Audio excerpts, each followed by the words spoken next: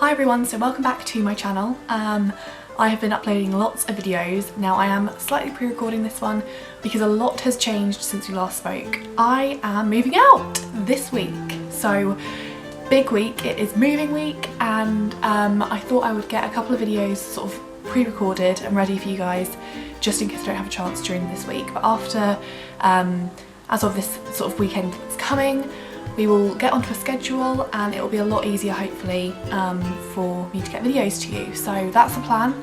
So last week I did a Feel Unique order. This video isn't sponsored by Feel Unique, but it made me realise that there are certain products that I keep going back and repurchasing, and actually quite a few. I'm a bit of a creature of habit when it comes to this.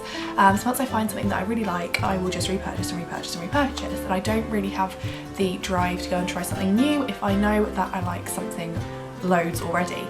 So I thought I would go through with you today a few of the products, well a few, I've got quite a lot that I just religiously repurchase and recommend them to you, because if I keep going back that must mean they are doing something right. I'm going to start with all the skincare products that I love. If I find something that works really well for me, I don't want to change it up. I like to just stick to it because I know that it's not going to cause me to break out or anything like that. The first thing that I'm going to recommend is the Cerasonic. Now I've been using my Cerasonic for over 2 years now, probably nearer 2.5. Oh, excuse me, itchy nose. I would say probably nearer 2.5 years I've been using this for. And I want to really mention this because Jenna Marbles said that she bought one of these, used it a couple of times and was like, realistically, I'm not going to use it. I use mine twice a day, every day, and have done for 2 years. The reason that I say I keep repurchasing this is because I keep having to repurchase the brush heads. These are quite expensive, and I would say I probably don't change it as often as I should. If this ever breaks, I'll probably get one of the ones where it's a silicone and it doesn't have a brush head. You just disinfect the silicone and keep going. But yeah, I really like this. I use it twice a day. After I used it for a little while, my mum actually bought one, so she's got one too, and she uses hers not as regularly as I use mine, but still uses it and still really likes it. I love seeing how much makeup comes off onto these bristles when you clean your face at the end of the day. It is amazing. So I would really recommend, if you are looking into one of these, maybe not the Cerasonic because the brush heads are really expensive, but definitely a sonic cleanser, really good for you, really good for my skin. The next thing, I'm sort of not really going in order here, but I love Micellar cleansing water. I use the Garnier one. I've never tried Bioderma, but I keep going back to this. It's really inexpensive.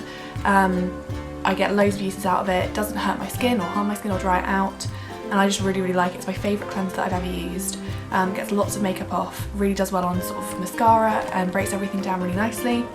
That brings me on to these. These are the Boots cotton wool double-faced oval pads. They're nice and big, and I always rebuy these to use with this and to take my nail varnish off with, because you get a good amount of surface area with them, and it has sort of a scratchier side and a more gentle side, which are really good. So I recommend these two together, go really well.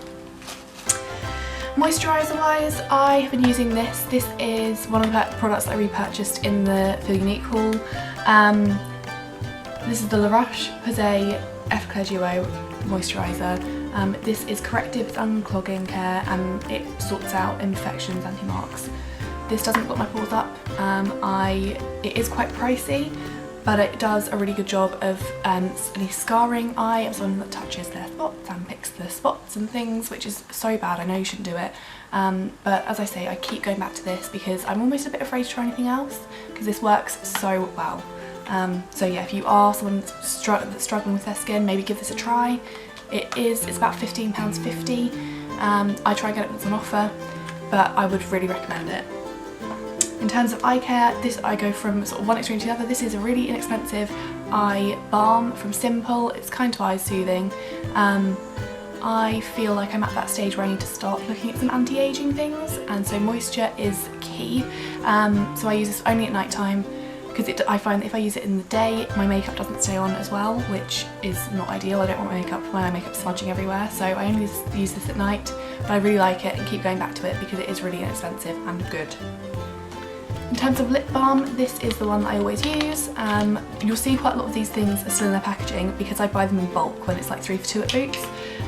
So this is the Nivea Essential Care, just their lip balm. I like this because it's in an actual tube where you push it up.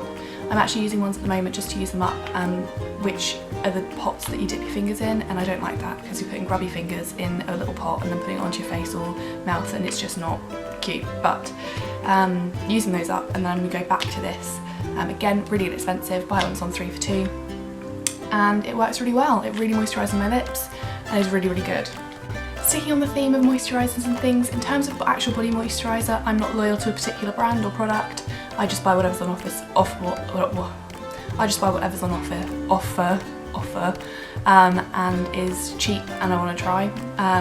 So yeah, but in terms of self tanner, this is the one that I love. This is the Dove Summer Glow and Soft Shimmer Nourishing Lotion. I use the one for normal to dark skin. This is the best tinted moisturiser I've ever used. It's really pigmented and it really, you can tell you've used it, which is what I want. I want to be able to see straight away that there has been some sort of fake tan going on. It smells good, it applies really nicely, doesn't really cling too badly to any dry spots, and is just really good. Again, not too expensive, and it's just really, really, really good. If you are on the market for one of these, I'm not using it at the moment because it's winter and I can get away with being pale, but I would highly recommend. Moving on to makeup, I'm not too loyal to particular brands at the moment. There are certain things that I just really like, and so I don't try anything different, and those things are the MAC paint pot, pro long wear paint pot, even in Painterly. It is this gorgeous just nude colour, which I put on as like an eyeshadow base, but I use it every single day whenever I'm wearing makeup, and it just makes your eyelids look flawless and provides a really good base to put anything else on top of. Sometimes I just go with this and some eyeliner for a natural look. Love it, wouldn't go with anything else. It lasts me forever.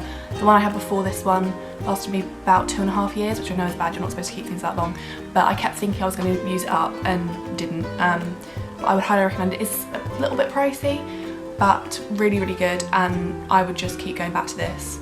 Again, no need to try a different one. Love it, love it, love it, love it. In terms of eyebrows, I am not too bothered about my eyebrows, to be honest. I don't worry too much about having eyebrows on fleek and filling in and all that, but the one thing that I do use is the L'Oreal Brow Artist Plumper. It's basically like a mascara for your eyebrows. It comes in quite a few different colours. I get the one in dark brown, but I think they have a light brown and a black one, so it should suit all. It's got some fibres in there, but what I use it, I just run it through my brows. It tames them, keeps them in place, but also has some fibres in there to keep them looking a bit more full, and I just really, really like it. I would highly recommend giving it a try. Can get a little bit clumpy towards the end, but you know, I should probably get a new one at this point, but it's really, really good. So again, wouldn't try anything different. I haven't tried the Benefit one. I know they do a good tinted brow gel. I'm not sure why I would try it, to be honest, because it's going to be a lot more expensive, and I like this one perfectly well, so I'll just keep using it. Next thing I've got to show you is the foundation. I don't wear foundation every day. I usually just go with a bit of concealer and then powder on top. But if I am going to wear a foundation, I really like this one. It is the Revlon Colour Stay foundation for combination oily skin, and I get it in 180 Sand Beige, and I love this. It stays on so well. I have got sort of combination oily skin, and so some foundations tend to sort of come off quite easily. This won't. This does not budge. This is where you really need your Cerasonic to get it off at the end of the day, because it does stay on so well. It's really nice in terms of it's not too matte, it's just your skin but better. A bit of powder over the top if you want to look more matte is brilliant. Comes in a really good range of colours. I've seen a lot of people who have really sort of light fair skin, and there is one of these, I think it's the one in 100 or whatever, which is brilliant for them, so definitely check this out. I really, really like it, keep going back for it. This is my second one of this colour. I also got a light one for sort of winter time, and I would just say really, really good. It smells quite medical, and the other thing that I would say is not so great about it is that you do have to pour it out, which is obviously not very controlled, but it's a really good product, so I'm willing to take those negatives and put them to the one side and keep on using it. In terms of hair care, I don't change up my hair care routine too much. In terms of shampoo and conditioner, I will, because I don't feel like they make a massive difference. But the styling products that I use stay the same, and I've been using these for years again. I start off with the Charles Worthington Moisture Seal Hair Healer Leave-In Conditioner. This is a brilliant hair conditioner, leave-in conditioner even. It's enriched with argan oil, and I can sort of plaster this onto my hair, and it makes it really, I've just washed my hair so it's a bit frazzled, but it really does help moisturise and control my hair. My hair is actually really curly. I've probably shown you one in different videos. It's a bit of a nightmare, but this really does help to sort of tame it. It's not heavy, well it is heavy, but it's heavy enough. It's not sort of gonna really look like you have plastered conditioner all over your hair. I follow that with more grease and oil. I use the Argan Oil of Morocco from OGX. Bit of this, you don't need much. Again, just really calms it down. You can also use this on dry hair, so I haven't actually put any on my hair, I just straightened it, but I would probably rub a little bit into the ends. It's really, really nice and thick, and lasts forever. Again, don't see any reason why I would change this up because it works really well for me. In terms of heat protector, we all know how important it is to protect our hair from heat. This is one I use, it's the Cerasonic Care and Protect Heat Defense. I'm sure this probably isn't the best one, but it's really inexpensive. I like that it has a spray bottle, so you can really finely distribute it on your hair, and it does a pretty good job of it. I think there's always going to be some damage from using heat tools, but again, I would really recommend. I like this, and it's really cheap. The last thing I've got to show you is nail care. One product only, the Seche Vite Dry Fast Top Coat. This is my old one. This is, even after adding in some nail varnish remover to make it thinner, little top tip there, if you have got a product that is starting to get really thick and gloopy, add some nail varnish remover into it and it will sort of thin it out for a little while, but this is beyond saving.